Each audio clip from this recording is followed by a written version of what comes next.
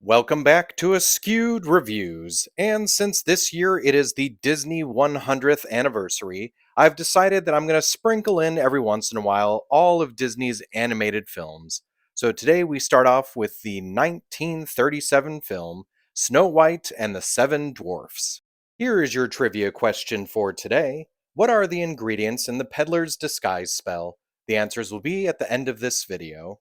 So we start our film at a medieval castle where we get to meet our main character, Snow White.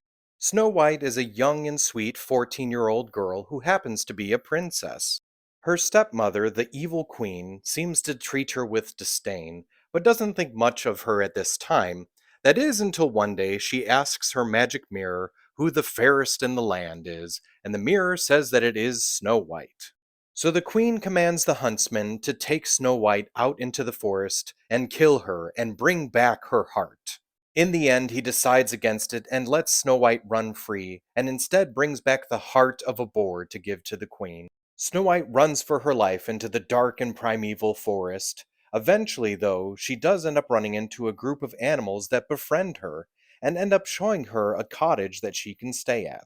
She soon discovers that the cottage belongs to seven dwarves, who end up befriending her and allowing her to stay. Everything seems to be going great until the evil queen asks the magic mirror once again who the fairest in the land is, revealing that Snow White is still alive. The queen then disguises herself as a kindly old hag, who offers an apple to Snow White. This, of course, is no ordinary apple as it has been poisoned. Will Snow White make the right choice, or will she take a bite? This animated film was directed by William Cottrell and David Hand. It is, of course, based off of the classic Grimm's fairy tale. The reason that the film was made is Walt Disney realized that people were more than willing to sit down and watch 80 minutes worth of cartoon shorts, so why not a full 90-minute film? This movie was the first full-length, cell animated feature in motion picture history. The film industry was convinced that this movie would absolutely fail.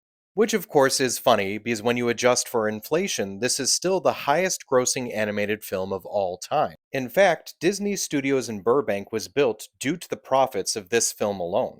Snow White actually had 750 artists, 32 animators, 102 assistant animators, 65 special effects animators, and 25 background artists. The voice for Snow White in this movie was Adriana Caselotti, and I actually have more information about her later in this video, but other actresses that were up for the role were Deanna Durbin, Susanna Foster, and Betty James. The evil queen in this movie actually does have a name. Her full name is Queen Grimhild. The same voice actress who did the queen also did the old hag, so not much of a surprise there. That voice actress was Lucille Laverne. Right from the get-go, she did a great job as the evil queen. When they wanted her to be the hag, though, they kept telling her that she needed to sound older and raspier. So she ended up stepping out of the recording booth and returned a few minutes later and gave a perfect old hag voice. The animators were stunned and asked how she did that. She replied back by saying she just took out her teeth. The prince in the film also has a full name. His name is Prince Florian. Now, the character was originally supposed to have a more prominent role, but the animators found him more difficult to animate for some reason. In the film, he's voiced by Harry Stockwell.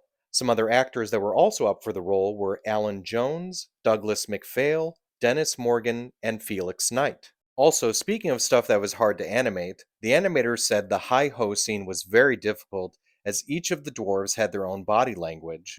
Did you happen to know that some were opposed to using the name Dopey as they felt it was too modern? Walt Disney argued that William Shakespeare used the word dopey and that convinced everyone. Eventually, someone looked into it and found out that Shakespeare never actually used the word dopey. So I love the fact that either Walt Disney just didn't know this or he straight up lied just to get his way. Both the characters of Grumpy and Sleepy were voiced by Pinto Colvig, who was also the voice of Goofy. In the original tale by the Brothers Grimm, none of the dwarves actually had names. At one point, they actually had a list of 50 different dwarf names. Here are some of my favorites that didn't make the cut: Blabby, Biggy Wiggy, Hoppy Jumpy, Gloomy, Deafy, and Awful. Charles M. Schultz, who created the Peanuts comic strip, says that he heard that one of the potential names was Snoopy. He is definitely very glad that that name was not taken. There's a few times in the movie where the dwarves use an old expression that would normally showcase surprise. That expression, Jiminy Crickets. This, of course, would become a character that Disney would have in their next animated film, Pinocchio. Something else you may not have noticed, encircling the magic mirror are actually all of the zodiac symbols. They actually created 25 songs for this film. Only 8 ended up being used. So, in the original story, the poison apple wasn't the only way that the queen tried to assassinate Snow White. In the book, there was also a poison comb and a bodice that tried to cause suffocation. Both of those ideas were originally planned to be in the film, but they ended up cutting them out. Here's a little bit of gross trivia for you. During the initial opening of Snow White, multiple theaters had to replace their seats' upholstery, as children kept wetting their pants during the scene where Snow White is running through the creepy forest. There was originally talks of doing a sequel called Snow White Returns. It would have actually been a short film instead of a full length feature, but it was never made. In 2016, there was talks of doing a sequel called Rose Red, where it would have been about Snow White's sister. There was apparently even talks of having Brie Larson playing the main character. Also, at least as of the time of this video being made, there are talks of a live action adaptation of Snow White, where Rachel Ziegler would play the main character, but there's been quite a bit of issues involving that one, so we'll see if that actually gets released. Now, a segment I'm going to try to do for most of these Disney films, as long as I can find the information, is what I call the dark side of Disney. So, for example, here's a story about Adriana Casaletti, who did the voice of Snow White.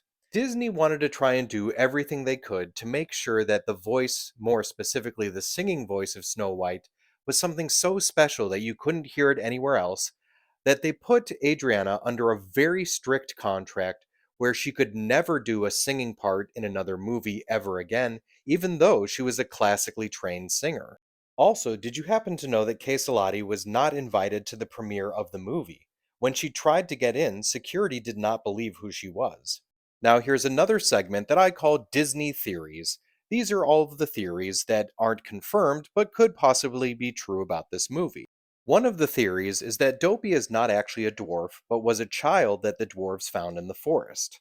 Just for example, if you happen to notice, Dopey is the only one who has blue eyes, he's also the only one that does not have a beard, and he is a little differently shaped with his body than the rest of the dwarves, possibly almost human like. Also, if we add into the fact that all of his clothes are very baggy for him, and especially being the fact that they have this big, tall, long coat that they own, is it because they purchased all of this expecting Dopey to eventually grow into these? Here's another one. The vultures in the movie are not actually following the old hag because they know she's going to kill Snow White. They in fact think that the old hag is going to die soon because she's old. This may be proven being the fact that when they show up at the house and Snow White is supposedly dead at that point, they don't really care. As soon as the old hag starts to leave, they follow her instead. Another one is that the bones in the dungeon of the Queen's castle belong to Snow White's father. The last theory is at the end of the film, it's actually not the prince who is kissing Snow White, but it's the Grim Reaper showing up in the form of the prince to lead her off into heaven, because as you notice at the very end, the castle is all glowing and is in the clouds. So when it comes to the film Snow White and the Seven Dwarfs, this is an absolute classic. I will say not every point of the movie is entertaining, some of it's a little boring, but it is still a fun watch, especially with your own kids. So I'm going to give this one a 4 out of 5. Does anyone else find it funny that back in these classic movies, Disney made it bad to be a stepmother, and it only took years and years later for the adult film industry to make stepmothers great again? Anyway, now it's time for the trivia question from the beginning of this episode. What are the ingredients in the peddler's disguise spell? The ingredients are mummy dust, black of night, old hag's cackle, and scream of fright. I will also accept the ingredients of a blast of wind and a thunderbolt, as they're not shown on the page in the actual movie, but she does mention both of them. I hope you enjoyed this episode of Askewed Reviews, and if there is a movie you'd like to see get a review, just mention it in the comments.